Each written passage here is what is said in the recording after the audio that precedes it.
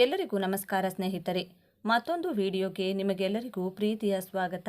ಬಂಗಾರದ ಬೆಲೆಯಲ್ಲಿ ಭಾರಿ ಕುಸಿತ. ದಿನದಿಂದ ದಿನಕ್ಕೆ ಗಗನ ಮುಟ್ಟುತ್ತಿರುವ ಚಿನ್ನದ ಬೆಲೆ ಈಗ 38% ಇಳಿಕೆಯಾಗಲಿದೆ.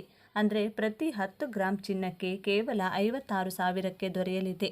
ಮಹಿಳೆಯರು ಮತ್ತು ಜನಸಾಮಾನ್ಯರು ಮತ್ತು ಬಡವರು ಕೂಡ ಈ ರೀತಿಯಾಗಿ ಚಿನ್ನದ ಬೆಲೆ ಏರಿಕೆಯಿಂದಾಗಿ ಕಂಗಾಲಾಗಿದ್ದರು. ಇನ್ಮುಂದೆ ಸಾಮಾನ್ಯ ಜನರ ಕೈಗೆ ಎಟುಕದಂತಹ ಏರಿಕೆಯಾಗಿದ್ದ ಚಿನ್ನದ ಬೆಲೆ ಭಾರಿ ಪ್ರಮಾಣದಲ್ಲಿ ಇಳಿಕೆಯಾಗಿದ್ದು, ಎಲ್ಲ ಆಭರಣ ಪ್ರಿಯರಿಗೆ, ಚಿನ್ನ ಪ್ರಿಯರಿಗೆ ಬಂಪರ್ ಗುಡ್ ನ್ಯೂಸ್ ನೀಡಲಾಗಿದೆ. ಬನ್ನಿ, ನೀವು ಕೂಡ ಚಿನ್ನ ಬಂಗಾರವನ್ನು ಇಷ್ಟಪಡುವವರಾಗಿದ್ದರೆ ಈ ವಿಡಿಯೋವನ್ನು ಈಗಲೇ ಲೈಕ್ ಮಾಡಿ. ಚಿನ್ನದ ಬೆಲೆ ಎಷ್ಟು ಇಳಿಕೆಯಾಗಿದೆ, ಯಾಕೆ ಬೆಲೆ ಇಳಿಕೆಯಾಗುತ್ತದೆ, ಹೇಗೆ ಇಳಿಕೆಯಾಗುತ್ತದೆ, ಈ ಎಲ್ಲ ಸಂಪೂರ್ಣ ಮಾಹಿತಿಯನ್ನು ತಿಳಿದುಕೊಳ್ಳಲು ತಪ್ಪದೇ ವಿಡಿಯೋವನ್ನು ಕೊನೆವರೆಗೂ ನೋಡಿ. ಚಿನ್ನ, ಈ ಶಬ್ದ ಕೇಳಿದರೆ ಜನ ಕಣ್ಣರಳಿಸಿ ನೋಡ್ತಾರೆ. ಬಂಗಾರ ಅಂದರೆ ಯಾರಿಗೆ ತಾನೇ ಇಷ್ಟವಾಗುವುದಿಲ್ಲ ಹೇಳಿ. ಚಿನ್ನ ಅಂದರೆ ಎಲ್ಲರಿಗೂ ಅಚ್ಚುಮೆಚ್ಚು.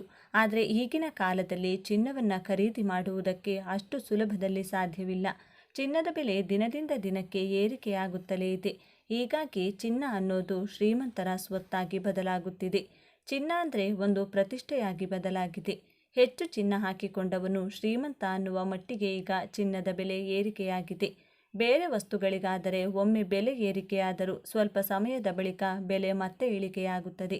ಆದರೆ ಬಂಗಾರ ಹಾಗಲ್ಲ. ಇಷ್ಟು ವರ್ಷಗಳಲ್ಲಿ ಬಂಗಾರದ ಬೆಲೆ ಏರಿಕೆಯಾಗಿದ್ದು ಬಿಟ್ಟರೆ ಕಡಿಮೆ ಅಂತೂ ಆಗೇ ಇಲ್ಲ. ಹೀಗಿರುವಾಗ ಚಿನ್ನದ ವಿಚಾರದಲ್ಲಿ ಅದೊಂದು ಬ್ರೇಕಿಂಗ್ ನ್ಯೂಸ್ ಬರ್ತಾ ಇದೆ. ಯಾವ ರೀತಿ ಷೇರು ಮಾರುಕಟ್ಟೆ ಪಾತಾಳಕ್ಕೆ ಕುಸಿತಾ ಇದೆಯೋ ಅದೇ ರೀತಿ ಚಿನ್ನದ ಬೆಲೆ ಕೂಡ ಪಾತಾಳವನ್ನು ಕಾಣಲಿದೆ ಅನ್ನುವ ಸುದ್ದಿ. ಅದು ಈ ಸುದ್ದಿಯನ್ನು ನಂಬುವುದಕ್ಕೆ ನೀವು ಕೂಡ ರೆಡಿ ಇಲ್ಲ ಅನ್ನೋದು ಗೊತ್ತಿದೆ. ಆದರೂ ಚಿನ್ನದ ಬೆಲೆ ಪಾತಾಳಕ್ಕೆ ಬೀಳುವುದು 100ಕ್ಕೆ 100ರಷ್ಟು ಸತ್ಯ ಅಂತ ಅಮೆರಿಕದ ತಜ್ಞರೇ ಹೇಳಿಬಿಟ್ಟಿದ್ದಾರೆ. ಅದು ಕೂಡ 10 ಗ್ರಾಂ ಚಿನ್ನದ ಬೆಲೆ 56,000ಕ್ಕೆ ಇಳಿಕೆಯಾಗಲಿದೆ ಎನ್ನುವ ವರದಿಯೊಂದು ಹೊರಬಿದ್ದಿದೆ. 10 ಗ್ರಾಂ ಚಿನ್ನದ ಬೆಲೆ ಇನ್ನೇನು 1 ಲಕ್ಷದ ಗಡಿಗೆ ಬಂತು ಅನ್ನುವಾಗ ಚಿನ್ನದ ಬೆಲೆ ಅರ್ಧಕ್ಕರ್ಧ ಕುಸಿಯಲಿದೆ ಎನ್ನುವ ವರದಿ ಈಗ ಜಗತ್ತನ್ನೇ ಬೆಚ್ಚಿ ಬೀಳಿಸಿದೆ. ತುಂಬ ಜನ ಇದನ್ನು ನಂಬುವುದಕ್ಕೆ ರೆಡಿಯೇ ಇಲ್ಲ. ಅಷ್ಟಕ್ಕೂ ಏನಿದು ಚಿನ್ನದ ಪಾತಾಳ ಭವಿಷ್ಯ? ಇದ್ದಕ್ಕಿದ್ದ ಹಾಗೆ ಚಿನ್ನದ ಬೆಲೆ ಅಷ್ಟೊಂದು ದೊಡ್ಡ ಪ್ರಮಾಣದಲ್ಲಿ ಕುಸಿತವಾಗುವುದು ಹೇಗೆ? ಬಂಗಾರದ ಬೆಲೆ ಕುಸಿಯೋದ್ರ ಹಿಂದಿನ ಮರ್ಮವಾದರೂ ಏನು? ಎಲ್ಲವನ್ನ ಡೀಟೇಲ್ ಆಗಿ ತೋರಿಸ್ತೀವಿ ನೋಡಿ. ಚಿನ್ನ ತೆಗೆದುಕೊಳ್ಳುವವರಿಗೆ ಯಾವಾಗಲೂ ಕೂಡ ಒಂದು ಭಯ ಇದ್ದೇ ಇರುತ್ತದೆ. ನಾಳೆ ಬಂಗಾರದ ಬೆಲೆ ಎಷ್ಟರ ಮಟ್ಟಿಗೆ ಏರಿಕೆಯಾಗುತ್ತೋ ಏನೋ, ಇವತ್ತೇ ತೆಗೆದುಕೊಂಡ್ರೆ ಒಳ್ಳೆಯದು ಅಂತ ತುಂಬ ಜನ ಚಿನ್ನ ತೆಗೆದುಕೊಳ್ಳುವಾಗ ಲೇಟ್ ಮಾಡುವುದಕ್ಕೆ ಹೋಗುವುದಿಲ್ಲ. ಕಾರಣ ಚಿನ್ನದ ಬೆಲೆ ಇಳಿಕೆಯಾಗೋದು ತೀರಾ ಅಂದರೆ ತೀರಾ ಕಡಿಮೆ. ಚಿನ್ನದ ಬೆಲೆ ಕಡಿಮೆಯಾದರೂ 2-3 ದಿನದಲ್ಲೇ ಅದಕ್ಕಿಂತ ದುಪ್ಪಟ್ಟು ಏರಿಕೆಯಾಗುತ್ತದೆ. ಕಳೆದ ವರ್ಷ 60,000 ರೂಪಾಯಿ ಇದ್ದ 10 ಗ್ರಾಂ ಚಿನ್ನದ ಬೆಲೆ ಈಗ 90,000 ಹತ್ತಿರ ಬಂದಿದೆ. ಅಂದರೆ ಒಂದೇ ವರ್ಷದಲ್ಲಿ ಬರೋಬ್ಬರಿ 30% ಚಿನ್ನದ ರೇಟ್ ಏರಿಕೆಯಾಗಿದೆ. ಒಂದು ವರ್ಷದ ಲೆಕ್ಕಾಚಾರ ಇದು. ಅದೇ 10 ವರ್ಷದ ಹಿಂದಕ್ಕೆ ಹೋಗಿ. 10 ವರ್ಷದ ಹಿಂದೆ 10 ಗ್ರಾಂ ಚಿನ್ನದ ಬೆಲೆ ಇದ್ದದ್ದು ಕೇವಲ 25,000 ರೂಪಾಯಿ ಮಾತ್ರ. ಹೀಗೆ ಚಿನ್ನದ ಬೆಲೆ ಯಾವ ರೀತಿ ಏರಿಕೆಯಾಗುತ್ತೆ ಅನ್ನೋದು ಇಡೀ ಜಗತ್ತಿಗೆ ಗೊತ್ತಿದೆ. ಇದೇ ಕಾರಣಕ್ಕಾಗಿ ಈಗ ಚಿನ್ನದ ಮೇಲೆ ಕೂಡ ಹೂಡಿಕೆ ಮಾಡ್ತಾರೆ. ಕೇವಲ ಆಭರಣ ಆಡಂಬರಕ್ಕಾಗಿ ಬಳಕೆಯಾಗ್ತಾ ಇದ್ದ ಚಿನ್ನ ಈಗ ಹೂಡಿಕೆಯ ವಸ್ತುವಾಗಿ ಬದಲಾಗಿದೆ. ಚಿನ್ನದ ಮೇಲೆ ಹೂಡಿಕೆ ಮಾಡಿದರೆ ಹೆಚ್ಚಿನ ರಿಟರ್ನ್ ಸಿಗುತ್ತೆ ಅನ್ನುವುದು ಎಲ್ಲರಿಗೂ ಗೊತ್ತಿದೆ. ಹೀಗೆ ಬಂಗಾರದ ಚಾರ್ಟ್ ಯಾವಾಗಲೂ ಟಾಪ್ನಲ್ಲೇ ಇರುವಾಗ ಚಿನ್ನದ ಬೆಲೆ ಪಾತಾಳಕ್ಕೆ ಕುಸಿದು ಬೀಳಲಿದೆ ಎನ್ನುವ ಸುದ್ದಿಯೊಂದು ಭಾರೀ ಸದ್ದು ಮಾಡ್ತಾ ಇದೆ. ಹೌದು, ಲಕ್ಷದ ಹತ್ತಿರ ಬರ್ತಾ ಇರುವ 10 ಗ್ರಾಂ ಚಿನ್ನದ ಬೆಲೆ 56,000 ರೂಪಾಯಿಗಳಿಗೆ ಇಳಿಕೆಯಾಗಲಿದೆ ಎನ್ನುವ ವರದಿಯೊಂದು ಬಂಗಾರ ಪ್ರಿಯರಲ್ಲಿ ಆಶಾ ಕಿರಣವನ್ನೇ ಮೂಡಿಸಿಬಿಟ್ಟಿದೆ. ಇಂಥದ್ದೊಂದು ವರದಿಯನ್ನು ಜಗತ್ತಿನ ದೊಡ್ಡಣ್ಣ ಅಂತ ಕರೆಸಿಕೊಳ್ಳುವ ಅಮೆರಿಕವೇ ಕೊಟ್ಟುಬಿಟ್ಟಿದೆ. ಅಮೆರಿಕದ ಸಂಸ್ಥೆಯೊಂದು ನೀಡಿರುವ ವರದಿಯ ಪ್ರಕಾರ ಚಿನ್ನದ ಬೆಲೆಯಲ್ಲಿ ಗಣನೀಯವಾದ ಇಳಿಕೆಯಾಗಲಿದೆ. ಸ್ನೇಹಿತರೆ, ನೀವೆಲ್ಲ ಇದು ಗಮನಿಸಿರಬಹುದು. ಷೇರು ಮಾರುಕಟ್ಟೆ ಕುಸಿದಾಗ, ಜಾಗತಿಕ ಮಟ್ಟದಲ್ಲಿ ಯುದ್ಧದ ಸನ್ನಿವೇಶ ಇದ್ದಾಗ, ಜಗತ್ತಿನಲ್ಲಿ ಆರ್ಥಿಕ ಬಿಕ್ಕಟ್ಟು ಎದುರಾದ ಸಂದರ್ಭದಲ್ಲಿ ಚಿನ್ನದ ಬೆಲೆ ಮಾತ್ರ ಏರಿಕೆಯಾಗುತ್ತದೆ. ಇಂತಹ ಸಮಯದಲ್ಲಿ ಚಿನ್ನ ಮಾತ್ರ ಸೇಫ್ ಎನ್ನುವ ವಾತಾವರಣ ಇರುತ್ತೆ. ಆದರೆ ಈ ಬಾರಿ ಅದರ ಉಲ್ಟಾ ಆಗಿದೆ. ಒಂದು ಕಡೆ ಷೇರು ಮಾರುಕಟ್ಟೆ ಕುಸಿತ ಕಾಣುತ್ತಿದ್ರೆ ಮತ್ತೊಂದು ಕಡೆಯಲ್ಲಿ ಚಿನ್ನದ ಬೆಲೆ ಕೂಡ ಗಣನೀಯವಾಗಿ ಇಳಿಕೆಯಾಗ್ತಾ ಇದೆ. ಹೀಗೆ ಇಳಿಕೆ ಕಾಣ್ತಾ ಇರುವ ಬಂಗಾರದ ಬೆಲೆ ಮುಂದೆ ಹೋಗ್ತಾ ಹೋಗ್ತಾ 30%ಗಿಂತಲೂ ಹೆಚ್ಚು ಬೀಳುತ್ತೆ ಎನ್ನುವ ವರದಿ ಅಮೆರಿಕದಿಂದ ಬಂದಿದೆ.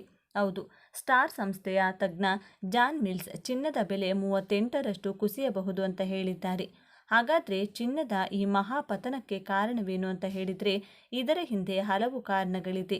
ಅದರಲ್ಲಿ ಪ್ರಮುಖ ಕಾರಣಗಳಲ್ಲಿ ಒಂದು ತಮ್ಮ ಬಳಿ ಇರುವ ಚಿನ್ನವನ್ನು ಜನ ಮಾರಾಟ ಮಾಡ್ತಾ ಇರುವುದು. ನಾವು ಆರಂಭದಲ್ಲೇ ಹೇಳಿದಂತೆ ಜನ ಈಗ ಚಿನ್ನವನ್ನು ಒಂದು ಆಭರಣದ ವಸ್ತುವಾಗಿ ನೋಡೋದಕ್ಕಿಂತ ಹೂಡಿಕೆಯ ವಸ್ತುವಾಗಿ ನೋಡ್ತಾ ಇದ್ದಾರೆ. ಹೂಡಿಕೆಯ ರೂಪದಲ್ಲಿ ತುಂಬ ಜನರ ಬಳಿಯಲ್ಲಿ ಚಿನ್ನ ಇದೆ. ಜನ ಅಂದುಕೊಂಡ ಹಾಗೆ ಕಳೆದ 1 ವರ್ಷದಿಂದ ಚಿನ್ನದ ಬೆಲೆಯಲ್ಲಿ ತುಂಬ ಹೆಚ್ಚಳ ಆಗಿತ್ತು. ಷೇರು ಮಾರುಕಟ್ಟೆಗೆ ಹೋಲಿಸಿದರೆ ಚಿನ್ನದ ಮೇಲಿನ ರಿಟರ್ನ್ಸ್ ಹೆಚ್ಚಾಗಿದೆ. ಈಗ ಚಿನ್ನದ ಹೂಡಿಕೆಯಲ್ಲಿ ರಿಟರ್ನ್ಸ್ ಚೆನ್ನಾಗಿಯೇ ಬಂದಿರೋದ್ರಿಂದ ಲಾಭದಲ್ಲಿರುವಾಗಲೇ ಚಿನ್ನವನ್ನು ಮಾರಿಬಿಡೋಣ ಎನ್ನುವ ನಿರ್ಧಾರಕ್ಕೆ ಜನ ಬಂದಿದ್ದಾರೆ. ಕೆಲವರಂತೂ ನಷ್ಟಗಳನ್ನು ಸರಿದೂಗಿಸುವುದಕ್ಕೆ ಚಿನ್ನವನ್ನು ಮಾರಾಟ ಮಾಡ್ತಾ ಇದ್ದಾರೆ. ಹೀಗೆ ಚಿನ್ನದ ವಿಚಾರದಲ್ಲಿ ಆಗ್ತಾ ಇರುವ ದೊಡ್ಡ ಮಾರಾಟವೇ ಚಿನ್ನದ ಬೆಲೆ ಇಳಿಕೆಗೆ ಕಾರಣಗಳಲ್ಲಿ ಒಂದು.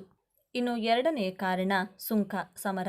ಈ ಸುಂಕ ಸಮರ ಯಾವ ರೀತಿ ನಡೀತಾ ಇದೆ ಅನ್ನೋದು ನಿಮಗೆಲ್ಲರಿಗೂ ಗೊತ್ತಿರಬಹುದು. ಟ್ರಂಪ್ ಅಂತೂ ಸುಂಕದ ಮೂಲಕ ಇಡೀ ಜಗತ್ತನ್ನೇ ನಡುಗಿಸುತ್ತಿದ್ದಾರೆ.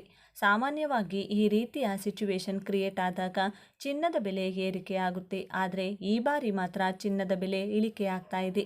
ಅಮೆರಿಕ ಸುಂಕ ಏರಿಕೆ ಮಾಡ್ತಾ ಇದ್ರೆ ಉಳಿದ ದೇಶಗಳು ಕೂಡ ಅಮೆರಿಕದ ವಿರುದ್ಧ ತಿರುಗಿ ಬೀಳುವ ಸಾಧ್ಯತೆ ಇದೆ. ಬೇರೆ ದೇಶಗಳು ಸುಮ್ಮನಿದ್ರು ಚೀನಾ ಅಂತೂ ಪ್ರತೀಕಾರ ತೀರಿಸಿಯೇ ಸಿದ್ಧ ಅಂತ ಜಿದ್ದಿಗೆ ಬಿದ್ದು ಬಿಟ್ಟಿದೆ.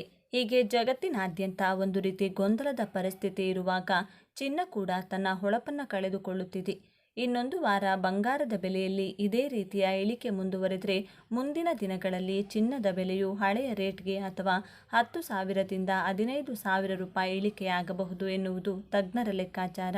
ನಾವು ಆರಂಭದಲ್ಲಿ ಹೇಳಿದಂತೆ ಮಾರ್ಕೆಟ್ನಲ್ಲಿ ಅಸ್ಥಿರತೆ ಇದ್ದಂಥ ಸಂದರ್ಭದಲ್ಲಿ ಇಲ್ಲಿಯವರೆಗೆ ಗೋಲ್ಡ್ ರೇಟ್ ಹೆಚ್ಚಾಗ್ತಾ ಇತ್ತು. ಆದರೆ ಈ ಬಾರಿ ಟ್ರಂಪ್ ಸುಂಕ ಸಮರದಿಂದ ಅಮೆರಿಕನ್ ಡಾಲರ್ ಸ್ಟ್ರಾಂಗ್ ಆಗ್ತಾ ಇದೆ. ಅಲ್ಲದೆ ಜನ ಬಿಟ್ಕಾಯಿನ್ ಮೇಲೆ ಹೂಡಿಕೆ ಮಾಡುತ್ತಿರುವುದು ಹೆಚ್ಚಳವಾಗಿದೆ. ಹೀಗಾಗಿ ಚಿನ್ನದ ಬೆಲೆ ಇಳಿಕೆಯಾಗುತ್ತಿದೆ ಎನ್ನುತ್ತಿದ್ದಾರೆ ಆರ್ಥಿಕ ತಜ್ಞರು. ಒಂದು ಕಡೆಯಲ್ಲಿ ಇಂತಹ ಪರಿಸ್ಥಿತಿ ನಿರ್ಮಾಣವಾಗಿದ್ದರೆ ಮತ್ತೊಂದು ಕಡೆಯಲ್ಲಿ ಭಾರತದಲ್ಲಿ ಚಿನ್ನದ ಗಣಿಗಳು ಪತ್ತೆಯಾಗುತ್ತಿವೆ. ಕಳೆದೊಂದು ವಿಡಿಯೋದಲ್ಲಿ ನಾವು ಹೊಸ ಚಿನ್ನದ ಗಣಿಗಳು ಪತ್ತೆಯಾಗುತ್ತಿರುವ ವಿಚಾರದ ಬಗ್ಗೆ ಹೇಳಿದ್ವಿ. ಈಗ ಒಡಿಸ್ಸಾದಲ್ಲಿ ಮತ್ತೊಂದು ಚಿನ್ನದ ಗಣಿ ಪತ್ತೆಯಾಗಿದೆ. ಒಡಿಸ್ಸಾದ ಈ ಪ್ರದೇಶಗಳಲ್ಲಿ ಚಿನ್ನದ ನಿಕ್ಷೇಪಗಳು ಪತ್ತೆಯಾಗಿದೆ. ಇದೀಗ ಒಡಿಸ್ಸಾ ಸರ್ಕಾರ ಈಗಾಗಲೇ ಆ ಗಣಿಗಾರಿಕೆಯ ಬ್ಲಾಕ್ಗಳನ್ನು ಹರಾಜಿಗೆ ಹಾಕಲು ಸಿದ್ಧತೆ ನಡೆಸಿದೆ. ಹೀಗೆ ಒಂದು ಕಡೆ ನಿಕ್ಷೇಪಗಳು ಪತ್ತೆಯಾಗ್ತಾ ಇದೆ, ಮತ್ತೊಂದು ಕಡೆ ಚಿನ್ನದ ಸುಂಕ ಸಮರ ನಡೀತಾ ಇದೆ. ಅದರ ಮಧ್ಯೆ ಜನರು ಲಾಭ ಮಾಡಿಕೊಂಡು ಚಿನ್ನವನ್ನು ಮಾರಾಟ ಮಾಡ್ತಾ ಇದ್ದಾರೆ. ಈ ಎಲ್ಲ ಕಾರಣಗಳಿಂದ ಚಿನ್ನದ ಬೆಲೆಯಲ್ಲಿ ಮುಂದಿನ ದಿನಗಳಲ್ಲಿ ಭಾರೀ ಪ್ರಮಾಣದ ಕುಸಿತ ಸಂಭವಿಸಬಹುದು ಎನ್ನುವ ಲೆಕ್ಕಾಚಾರಗಳು ನಡೀತಾ ಇದೆ. ಸ್ನೇಹಿತರೆ, ಭಾರತ ಚಿನ್ನದ ಮೇಲೆ ಅದೆಷ್ಟು ಅವಲಂಬಿತವಾಗಿದೆ? ಸದ್ಯದ ಮಟ್ಟಿಗೆ ಚಿನ್ನದ ಬಳಕೆಯ ವಿಚಾರದಲ್ಲಿ ಭಾರತವೇ ನಂಬರ್ 1. 2024ರಲ್ಲಿ ಭಾರತ 563 ಟನ್ ಚಿನ್ನದ ಆಭರಣಗಳನ್ನು ಬಳಸಿತ್ತು. ಆದರೆ ನಮ್ಮಲ್ಲಿ ಬೇಡಿಕೆಗೆ ತಕ್ಕಷ್ಟು ಬಂಗಾರ ಇಲ್ಲ. ದೇಶದ ಒಟ್ಟು ಚಿನ್ನದ ಬೇಡಿಕೆಯ ಸುಮಾರು 80% ಆಮದು ಮಾಡಿಕೊಳ್ಳಬೇಕಾಗುತ್ತದೆ. ಹೀಗಾಗಿ ಚಿನ್ನದ ನಿಕ್ಷೇಪಗಳು ಪತ್ತೆಯಾಗುತ್ತಿರುವುದರಿಂದ ಉತ್ಪಾದನೆ ಹೆಚ್ಚಾಗಿ ಬೆಲೆ ಕಡಿಮೆಯಾಗಬಹುದು ಎನ್ನುವ ಲೆಕ್ಕಾಚಾರಗಳು ಕೂಡ ಇದೆ. ಮತ್ತೊಂದು ಕಡೆಯಲ್ಲಿ ಚಿನ್ನದ ಮೇಲಿನ ಅವಲಂಬನೆ ಕಡಿಮೆ ಮಾಡಲು ವಿಶ್ವ ಬ್ಯಾಂಕ್ ಪ್ರಮುಖವಾಗಿ ಮಹತ್ವದ ಹೆಜ್ಜೆ ಇಟ್ಟಿದೆ. ವಿಶ್ವ ಕೇಂದ್ರ ಬ್ಯಾಂಕುಗಳಿಂದ ಚಿನ್ನ ಖರೀದಿ ಕಡಿಮೆಯಾಗುವ ನಿರೀಕ್ಷೆ ಇದೆ. 71% ಕೇಂದ್ರ ಬ್ಯಾಂಕುಗಳು ತಮ್ಮ ಚಿನ್ನದ ಮೀಸಲುಗಳನ್ನು ಕಡಿಮೆ ಮಾಡಲು ಅಥವಾ ನಿರ್ವಹಿಸಲು ಯೋಚನೆ ಮಾಡ್ತಾ ಇವೆ. ಒಂದು ವೇಳೆ ವಿಶ್ವ ಬ್ಯಾಂಕ್ ಕೂಡ ಹೀಗೆ ಮಾಡಿಬಿಟ್ರೆ ಅಲ್ಲಿಗೆ ಚಿನ್ನ ಪಾತಾಳಕ್ಕೆ ಬಿದ್ದ ಹಾಗೆಯೇ ಅರ್ಥ. ಈ ಬೆಳವಣಿಗೆಗಳು ಚಿನ್ನದ ಬೆಲೆಯನ್ನು 56,000 ರೂಪಾಯಿವರೆಗೆ ಕಡಿಮೆ ಮಾಡುವ ಸಾಧ್ಯತೆಯನ್ನು ಅಮೆರಿಕದ ತಜ್ಞರೇ ಹೇಳಿದ್ದಾರೆ. ಆದರೆ ಇದೆಲ್ಲ ವರದಿಗಳನ್ನು ಪ್ರಾಕ್ಟಿಕಲ್ ಆಗಿ ನೋಡೋದಕ್ಕೆ ಸಾಧ್ಯನಾ? ಬಂಗಾರದ ಬೆಲೆ ಅಷ್ಟೊಂದು ಪ್ರಮಾಣದಲ್ಲಿ ಇಳಿಕೆ ಆಗುವುದಕ್ಕೆ ಸಾಧ್ಯನಾ ಅನ್ನೋದೇ ಯಕ್ಷ ಪ್ರಶ್ನೆ. ನಿಮ್ಮ ಪ್ರಕಾರ ಚಿನ್ನದ ಬೆಲೆ ಇಳಿಕೆ ಆಗಬಹುದಾ? ಕಮೆಂಟ್ ಮಾಡಿ ತಿಳಿಸಿ. ಧನ್ಯವಾದಗಳು.